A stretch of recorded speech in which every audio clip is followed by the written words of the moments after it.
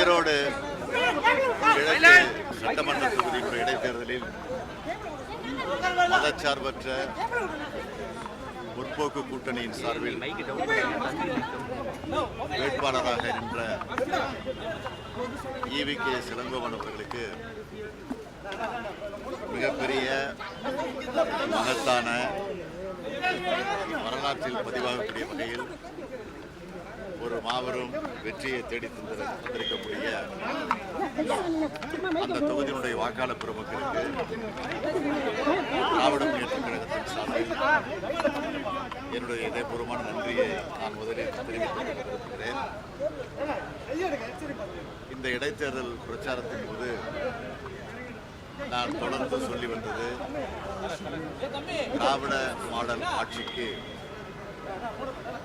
நீங்கள் ஆதரவு தர வேண்டும் என்ற ஒரு வேண்டுகோளை தொடர்ந்து எடுத்துவிட்டேன்.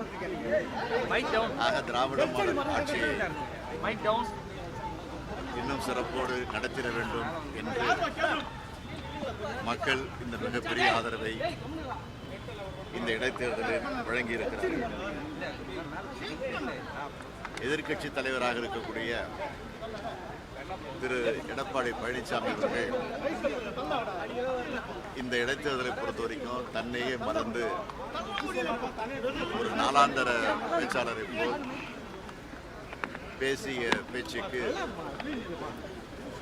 மக்கள் அந்த இடைத்தேர்தல் மூலமாக அந்த தொகுதியில் இருக்கக்கூடிய மக்கள் ஒரு நல்ல பாடத்தை வழங்கியிருக்கிறார்கள். அதிலும் குறிப்பாக 20 மாத கால திராவிட முன்னேற்ற கழகத்துடைய இந்த திராவிட மாடல் ஆட்சிக்கு நீங்கள் ஒரு அங்கீகாரம் தர வேண்டும். ஆக இந்த தேர்தலை இடைத்தேர்தலாக மட்டுமில்லாமல் இந்த ஆட்சியை போட்டு பார்க்கக்கூடிய தேர்தலாக என்று நான் தொடர்ந்து பிரச்சாரத்தில் எடுத்துச் சொன்னேன்.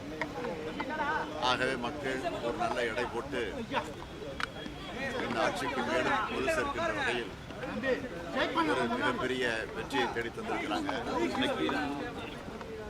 விரைவில் நாம் சந்திக்க இருக்கக்கூடிய நாடாளுமன்ற தேர்தலை வெற்றிக்கு அச்சாரமாக இந்த இடைத்தேர்தல் அமைந்திருப்பது உள்ளபடியே பாராட்டுக்குரியது.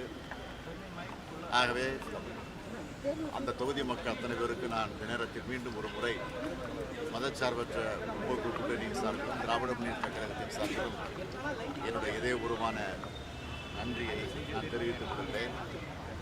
இந்த வெற்றிக்காக தொடர்ந்து அயராது பாடுபட்டிருக்கக்கூடிய பணியாற்றி இருக்கக்கூடிய நம்முடைய அமைச்சர் பெருமக்கள், சட்டமன்ற நாடாளுமன்ற இந்நாள் முன்னாள் உறுப்பினர்கள், மாவட்ட கழகத்துடைய செயலாளர்கள், கழகத்துடைய செயல் வீரர்கள், அதேபோல் கூட்டணியில் இடம்பெற்றிருக்கக்கூடிய தோழமை கட்சியை சார்ந்த தலைவர்கள், தோழர்கள் அத்தனை பேருக்கும் என்னுடைய நன்றியை நான் தெரிவிக்கிறேன். இந்த முடிவு 2024 நாடாளுமன்ற தேர்தலுக்கான தொடக்கமா பார்க்கலாமா அல்லது கடந்த 20 மாத கால ஆட்சிக்கான ஒரு மதிப்பெண்ணா பார்க்கலாமா?